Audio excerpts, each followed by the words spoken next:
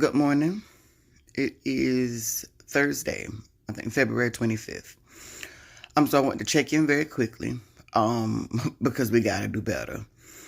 Last night, a few things have happened this week. So before I get to last night's events, earlier this week, an 11th grader at Buchholz died. And the reason I'm sharing this is because many people don't know that an 11th grader at Buchholz died. That 11th grader was a very troubled child because this kind of stuff don't get in the paper. But last night, a 3-year-old was hit on 15th Street in front of Lewis Place. And the reason that and even before that, yesterday, a mom at Lake Forest got trespassed because of how she went to the school and showed out because they called her stating that their child was having suicidal ideations or suicidal thoughts. And the reason that I get in my feelings is because we don't understand that these are societal issues. So this troubled 11th grader who's no longer here, this 3-year-old who was unattended outside with his 7 and 8-year-old brother, and then another child in elementary school who's already feeling and having thoughts of suicide. And the reason that there are societal issues is not even in society as a whole, because each and every one of those parents got family. Every last one of them. Mm-hmm. And so my deal is, when do we understand that? We got into this whole new thing about, well, that's them and their kids. Well, that ain't none of my business.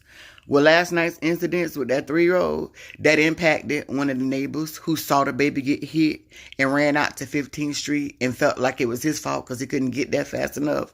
It impacted the driver who's just driving down the goddamn road and the child's out there by himself in the dusk in the evening. It impacted his brothers who's sitting out there. And I need people to be clear. They were 7 and 8, but we still have that same mindset. Because that's what people used to do. You used to send the younger kids out with the older kids. Times have changed. They are not the same. And we need to understand that.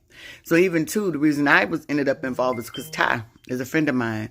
And she is the property manager at the property. And for her, it didn't tear her up because it was at her property. It tore her up because it was a child that had gotten hit.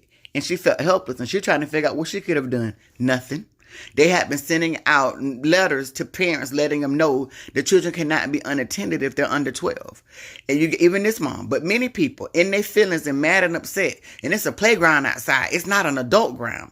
I need to be clear, but even the reason it's a family issue is because just like this mama had family, I'm sure they knew that she had this mindset. We sit back so often with people that we love and we say we care about, and we let them be dumb as hell. We let them do and say dumb shit, and we never check them on that. You don't have to be condescending when you do it, but you really need to ask questions on why is it so imperative for them to be outside without you. Outside of this child getting hit by a car, we see all the cases of human trafficking. We see cases of other kids having their hands put on or being mistreated by other adults. We see kids being bullied. There's so many things that go on now. Why would you want your kids to be outside? So even though I'm truly upset with this mom, I'm upset at how often we see it and say, oh, that ain't none of my business. I ain't got time for that until it's your child. Even with this mom, and she's somebody that's well known over at Lake Forest, she do some ignorant ass shit all the time. But even the people that are around her, I still know her friends. Do you ever try and check her? Do you ever say, there's some toxic shit that you got going on? You got a toxic ass mindset, and this can affect your children. When this 11th grader, same deal. Even with the 11th grader, this was a child everybody knew was troubled. This was a child they knew were battling with things. Sometimes, even too, did anybody even try to dig deeper to find out what was going on and what could actually help this child and offer supports? Our deal is we didn't got to the point when we see children that misbehave or that's disrespectful, that's this, our first thing to say is, I don't do disrespectful ass kids. Oh, I don't do this. I tell people all the time, number one, kids are not bad. I don't give a damn what y'all say. They are responding to their environments. So when there's issues with children, we always need to get to the root cause. Number two, many people just don't know. So the fact that we're sitting, not holding these conversations, willing to assume that everybody know what it is that they should know and not doing something, kids dying.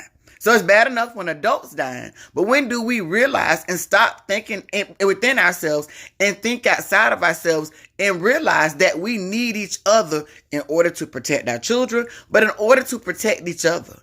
I can go all the way to the points of 15 and 6-year-olds carrying guns and all that out of time and different things like that. This is not even a moment for finger pointing.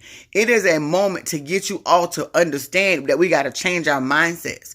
If we don't, and even too, we don't even know what the damage or the trauma is going to cause for these siblings that were left behind. It was a lot of kids and people like that at Lewis Place yesterday that watched that baby get in that vehicle and watched them say that he had passed away, but they can't call that until he gets to the hospital with a medical professional. There's a lot of people who saw that. I need people to understand, even with mamas who think it's okay to send your kids outside with your older kids, literally scientifically, especially with little boys, their cognitive ability to fully understand their decisions and have impulse control don't kick in until 24. But especially the fact that 8 or 9. Schools are putting too much responsibility on 8 and 9-year-olds, and so are parents. I have to say that. I cannot say that enough. Yes, it's simpler if they go outside with their kids. Hell, it's a lot of shit that'd be simple in my household if it went a particular way. Even I had to check myself because I've been so busy, I don't cook lately. And my 16-year-old knows how to cook. So I'm like, well, since I'm not cooking, let me take them to the store and pick what they want. And my 16-year-old, who's almost 17, told me, we are not, self-sufficient yet. And guess what? She right, whether I like it or not. So yes, is it more convenient? Yes, is it more helpful? We got to get those mindsets. Even too, I've been in a lot of, we do focus groups to talk about food. Us as parents, we got to get out of how we were raised. This whole deal that kids should eat whatever we put on the table because that's what we did. That was a survival mechanism. This whole deal that kids should be able to watch their older siblings, those were survival mechanisms. Our kids don't have to do that. Do we teach them independence? Yes. Do we teach them how to proceed forward or how to think? Yes. But not to do it in a mind of being adults. Society already makes our children be adults. It's our responsibility not to. So I'm not going to keep y'all. I've decided when I do these videos, because it's a lot to take in, y'all get 7 minutes. But I wanted to leave y'all with that as y'all start your day. Because my day is starting late because I'm in my feelings and did not sleep well. Because literally 2 children died this week. And then 1 talked about dying. We got to be better.